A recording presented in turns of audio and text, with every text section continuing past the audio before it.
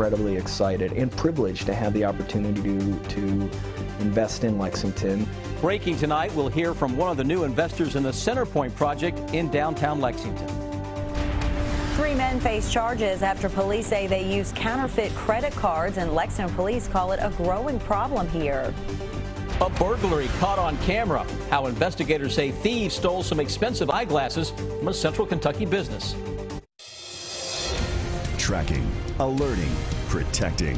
WKYT News starts now with breaking news. Good evening. They say it's been empty long enough. Breaking news tonight, some of the new investors in the Centrepointe development downtown are talking to us about taking over that project. The Centrepointe block in downtown Lexington was an empty field for years before crews dug a big hole and brought in cranes, but work appeared to stall there months ago. Last week, the city announced a third party had stepped in, and today we've learned who that is. But will current developer Dudley Webb still play a role? Miranda Combs joins us now live with the breaking details. Miranda, this is huge news. Yeah, and Amber, we didn't expect to sit down with a UK law student and a guy that just welcomed a new baby 4 days ago, but those are the two that plan to fill this hole. Drove through the center of downtown and saw a hole, and started to ask some questions and figure it out and try to see if there was a role for us to play. The Webb's economic stake is now what Matt Collins called a super minority. I think the big difference is we're not making promises.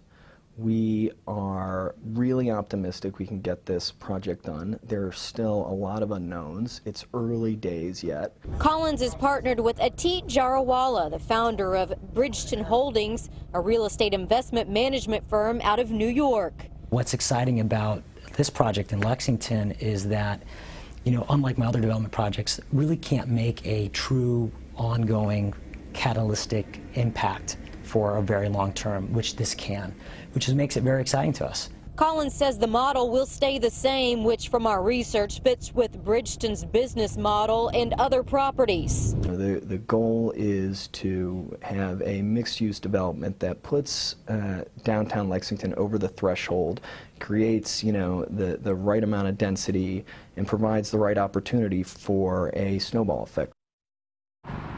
Back live now, they plan to get cranes moving out here at least in the next 6 months. That's their goal right now, but they say there is a whole lot to do before that.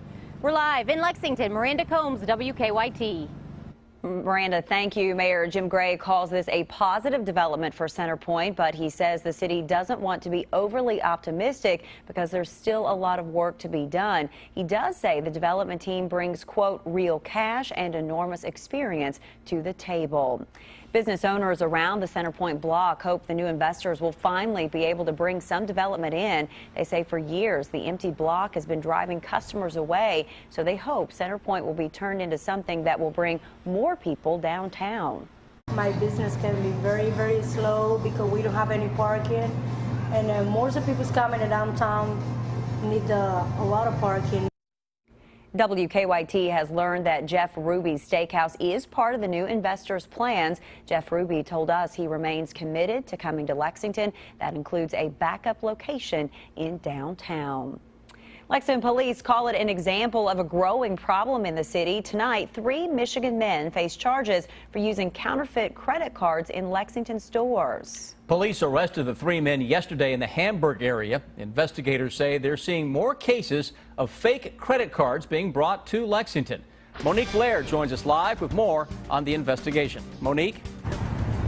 Well, Amber and Sam, Lexington police say the criminal act of using counterfeit credit cards has gone up significantly in the past 5 years, and police say it's major stores off busy highways that are often targeted by these criminals, and these criminals are also often not from Lexington. Yesterday, these 3 men, all from Detroit, Michigan, were arrested after Lexington police say they tried to use counterfeit credit cards at the Walmart in Hamburg. They were purchasing gift cards and high-end electronic items using compromised credit card numbers. They were actually asking the clerks to hand key the numbers as opposed to using the magnetic strips. They had their cards the real account numbers belonging to others. More typical, though, police say, is criminals are actually re-encoding credit cards, which means putting stolen credit card data onto a different card. I think the credit card numbers stolen in all the previous breaches we've heard about are making their way back to hard cards actually being used. Lexington Police Financial Crimes Unit Detective Mike Helsby says there are ways you can aim at preventing these thieves from stealing your account information. You can set up alerts. So if your credit card is used, whether it's keyed in or it's swiped or it's typed in over the phone, it sends you an email and a text immediately telling you how much it was for and where it went. Now, the 3 men who were arrested yesterday each face 17 felony charges here in Lexington, and they also face charges in Georgetown. Reporting live in Lexington, Monique Blair, WKYT. And Lexington police say they receive reports of this happening about once a week in the city.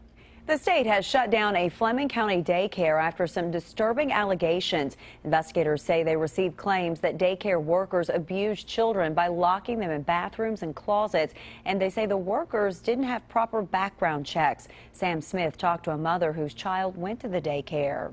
They did not like it at all. My 2-year-old would cry just pulling in the parking lot. Amber Thurman's children used to go to World Class Kids Learning Center, but then she learned what her kids had to say about their experience. My 4-year-old said it was all day. They put her in the bathroom all day long. The Division of Regulated Child Care shut down the daycare after an investigation into allegations like that. Other accusations: on a daily basis, one employee would supervise children during staff break times, and that the center was not conducting proper background checks on staff. Shaylee Glass runs the daycare. Her license has been suspended by the state. Kentucky State Police are investigating to see if anything criminal happened here. Now, as of right now, there haven't been any charges placed on the employees here. But of course, that can change as this investigation continues. Thurman has her children at a new daycare, and she wants to see charges filed here. Any of the workers who did it need to pay for it. Because even if they didn't physically do it, they were there, they seen it happen. So they need to be punished just the same, because they're just as guilty, in my opinion. In Fleming County, Sam Smith, WKYT. The owner of the daycare can reopen if she wins an appeal. The Cabinet for Health and Family Services has not received an appeal from her. We tried to reach out to the owner for comment, but we were not successful.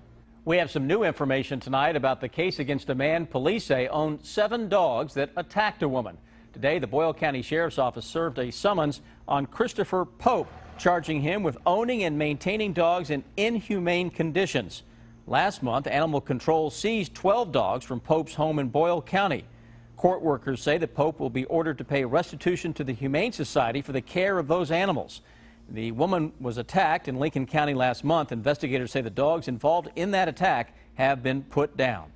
We are tracking just a few showers across the bluegrass as some cooler air is getting ready to move in. Chief Meteorologist Chris Bailey has an early look now at your forecast.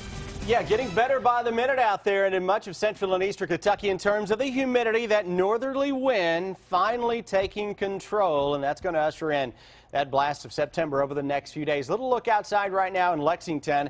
A little shower into parts of Madison County showing up from our live sky cam, and it's 81 degrees right now, humidity at 60%. Look at that northwesterly wind, 12 miles per hour from the northwest. That is a cooler and a drier wind that is blowing, dropping it into the upper 70s right now into Mount Sterling and Maysville. And as that dry air wins the battle, those temperatures will drop fairly quickly later this evening. Though still a little isolated shower, thunderstorm, northeastern and southeastern corners of Kentucky. Lexington Metro, pretty good shape now. That one lone little stray shower east of the Lake Reba area, east of downtown Richmond. Folks around Waco, 1 or 2 yards, may get a couple of raindrops. That'll be about it. Southeastern Kentucky, whatever is here, should be going away fairly quickly. That flow again, northwest to southeast behind a couple of boundaries that are out there, ushering in some nice air. When I come back in a little bit, we'll focus on some good stuff. Oh, it's about as good as it can get into the dog days of summer. We'll take a look at the wimpy dog days so far in just a moment. Chris, thank you. An expensive crime in Nicholasville caught on camera. The manager of Doctors Ditto and Music Eye Care Center says the burglars stole high-end designer glasses and sunglasses worth thousands of dollars. Annie says this type of crime is on the rise all over the country. Mike Linden shows us the video new at 6. It makes me angry. This is a story you've got to see to believe. This woman is caught red-handed stealing top-dollar eyeglasses and shades. The manager of this Nicholasville Eye Care Center says it all started around 8 o'clock Monday night. The store is closed for the day. These two casually hop out of the car and head into the lobby of the building. This door is supposed to be locked. You can see the man in the video is very polite. The manager says the two go to this door that's locked with an alarm. The man picks it. They go in and steal thousands of dollars worth of eyewear. It makes you feel a little violated. Take a look at this woman as she takes glasses off the wall and stuffs them up her dress. Within 5 minutes, 7 Coaches, 4 Versaces, and 15 Michael Kors are yanked from the shelves. She obviously didn't see this sign. Store manager Chad Davis says the thieves took $6,000 worth of merchandise, and this is not the first time. Twice in a little over 2 years. It's insulting. Davis says stealing eyewear is on the uptick across the country because of its high value. One pair alone could cost somewhere between $200 to $300. It's making its way down here, and we're seeing that more and more. This daring theft has Davis seeing red. It's a little bit of a slap in the face, and makes me want to find those people to whatever end. In Nicholasville, Mike Linden, WKYT. The manager says that back in 2013, employees caught someone trying to steal items from the eye care center. A neighbor helped the people inside a burning Boyle County home escape this morning. The fire started around 4 this morning on Alta Avenue in Danville. Firefighters say the neighbor, Paul Reed, woke up to the smell of smoke coming through his air conditioner. They say he then noticed the home next door on fire, so he opened the front door of that home and yelled to the 2 people inside to escape. They made it out safely. Danville firefighters say Reed saved lives. I don't know a whole lot about him other than he did rescue the 2 occupants, or at least initially alerted them and helped them get to safety. Probably if it wasn't for him, the outcome probably been a lot different. Reed told us he was happy to help. Firefighters are still investigating what caused that fire. A strange sight along a Lexington road this morning because of a water main break, and it was a big one. At one point, water shot 30 feet into the air along Stone Road near Pasadena Drive. For hours, and crews shut down the Stone Road so Kentucky American Water could make the repairs. It looks like a glacier or something. I don't know. It's just like a tremendous amount of water coming out of the ground, and it's hitting the power lines. Nearby homes and businesses were without water for a while. Kentucky American leaders say repairs have been finished and water service has been restored. Stone Road has reopened. Kentucky American leaders think that something natural caused the water main break.